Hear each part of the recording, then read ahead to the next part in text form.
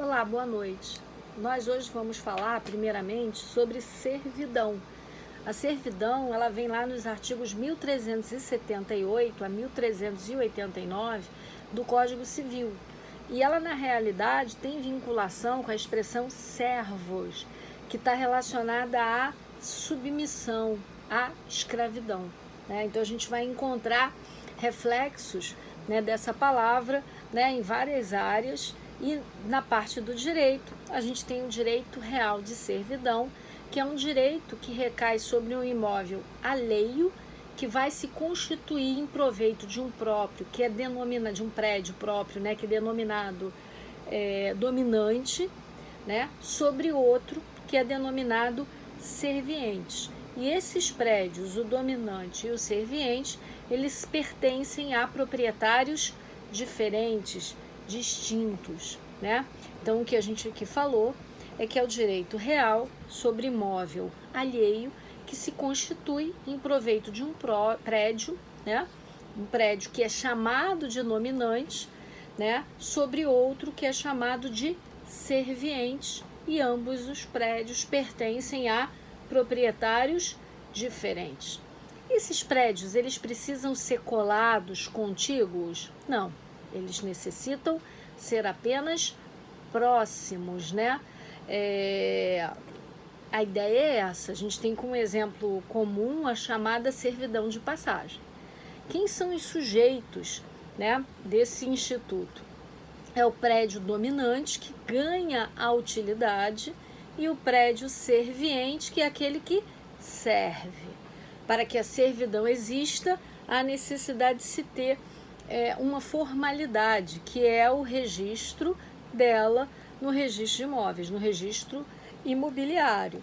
E ela é fruto de quê? De uma declaração expressa, né? Ela pode ser testamento, negócio jurídico entre vivos ou causa-morte. É uma declaração de vontade expressa que a constitui. Como é que se caracteriza a servidão? Primeiro, ela é perpétua, né? É possível, né? Ela vai passar por isso, por ser perpétua, de pai para filho. Segunda característica, ela é indivisível. Ela não vai se extinguir se houver a divisão dos prédios. Terceira, ela é inalienável. Ela não é suscetível de alienação. Quarta característica, a gente tem uma relação de vizinhança entre os prédios. Então, o direito de vizinhança ali se aplica também, ok? E como é que eu classifico as servidões? Tá? O primeiro critério é quanto ao imóvel, e ela pode ser urbana ou rural, né? Apesar da gente ter essa questão de denominação se é urbano ou se é rural, né? O legislador, ele optou por estabelecer o quê? Se é um edifício ou não. Se é um edifício, a gente está diante da servidão urbana. Se não é, vai ser denominada rural, mesmo que não esteja em área rural. Segundo critério de classificação, quanto à visibilidade, né? Ela pode ser aparente ou não aparente. Aparente é aquela que a gente sabe que está ali, né? Visível para todo mundo, né? Não há dúvida disso. A não aparente não, é aquela que existe, mas uma pessoa que passa pelo local não terá, né, a ciência de que ali existe uma servidão. Não é visível, por isso que ela é classificada como não aparente. E a servidão? Ela pode ser suscetível de uso capião, né? Em regra, sim, né? A gente vai ter está no 1379 do Código Civil, né? A parte de uso capião está vinculada também ao 1242, e a gente vai ter só uma questão do prazo. E aí o enunciado 251 do Conselho da Justiça Federal e a súmula 415 do STF, elas vêm regulando isso, estabelecendo o quê? A servidão aparente, ela é fácil da gente ver. Se você tem ali um título, um documento, é o prazo da ordinária. E se você não tem, né, vai estar diante de quê? Vai estar diante da extraordinária. E o que o enunciado 251 estabelece é que esse prazo para uso capião extraordinário deverá ser de 15 anos, que é a regra adotada pelo Código Civil. E o artigo 1379 fala que tem que ser um exercício ali vinculado à servidão contínuo, né, de forma mansa, pacífica e ininterrupta por 10 anos, e faz menção expressa à servidão aparente e ao título que está registrado. Então, o que a gente dali tira é que a gente está diante, né, de uma uso capião ordinária, mas por força desse enunciado do Conselho da Justiça Federal 251, a gente também extrai que é possível a uso capião extraordinário. Tá? Como é que tem fim a servidão? Ela pode cessar, né, porque ser extinta, né, ter fim, cessar, porque acaba a utilidade que ela possuía. Pode também porque vai ocorrer a reunião dos prédios, isso é possível, e aí eu não tenho mais a figura do dominante do serviente, então ela perde a sua finalidade. Pode também ser extinta pelo não uso, né? O desuso leva à caducidade, leva ao fim, né, daquele direito. Pode haver uma renúncia do titular desse direito, né?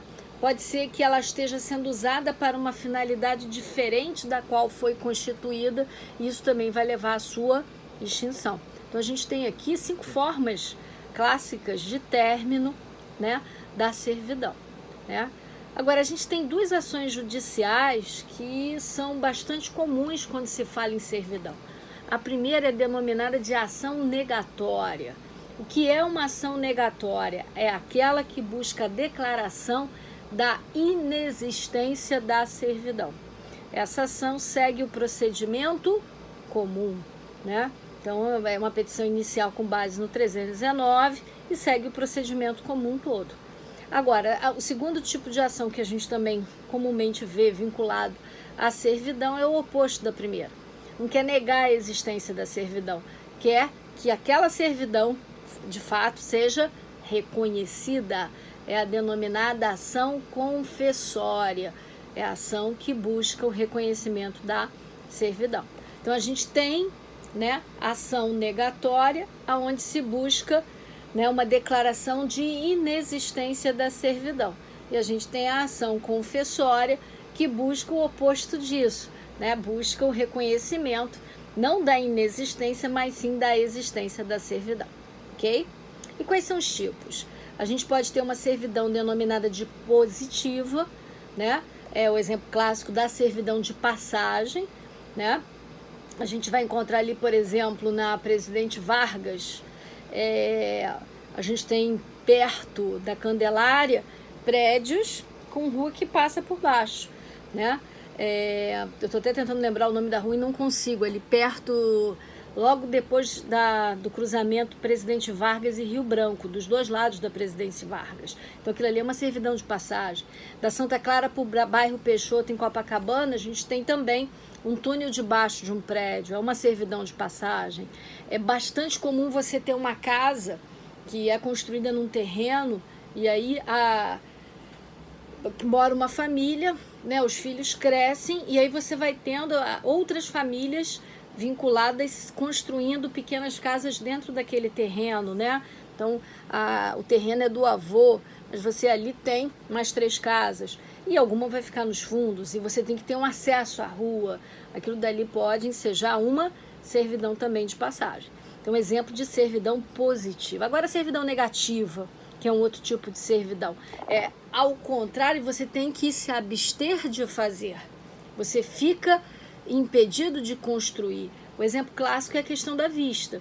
Você tem um prédio na beira da praia, mas você tem ali uma altura, um gabarito delimitado para construção.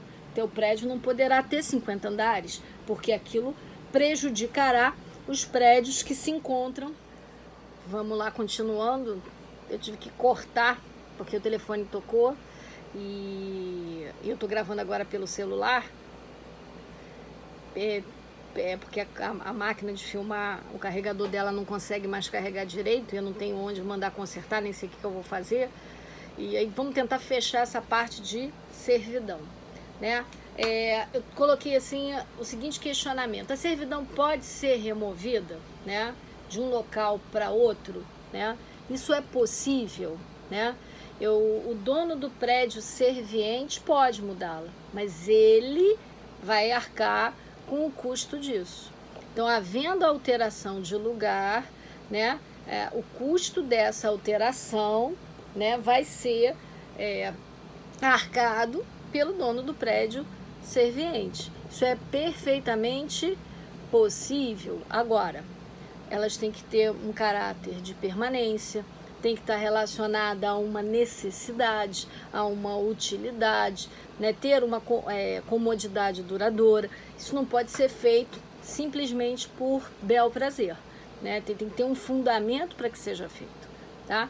Uma outra questão também interessante é se o imóvel hipotecado pode constituir a servidão. Então, um imóvel hipotecado, eu posso nele, né, vincular uma servidão, né? Em tese, sim, né? A gente tem lá o 1387, parágrafo único do Código Civil, que fala isso, né?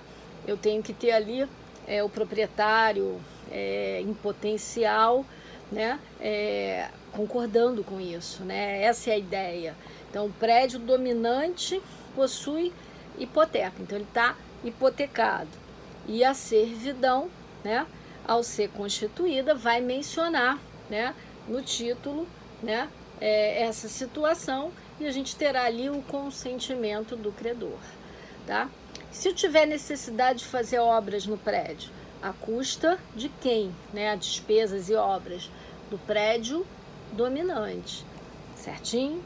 E para a gente fechar, é importante ver a diferença de servidão para a passagem forçada. Né? A passagem forçada está vinculada ao direito de vizinhança, servidão está vinculada a um direito real, é um direito real. Eu vou passar para vocês um recurso especial que trata dessa matéria e vou pedir a vocês que apontem a diferença entre passagem forçada e servidão, ok? Então, sobre servidão é o que a gente tinha que falar.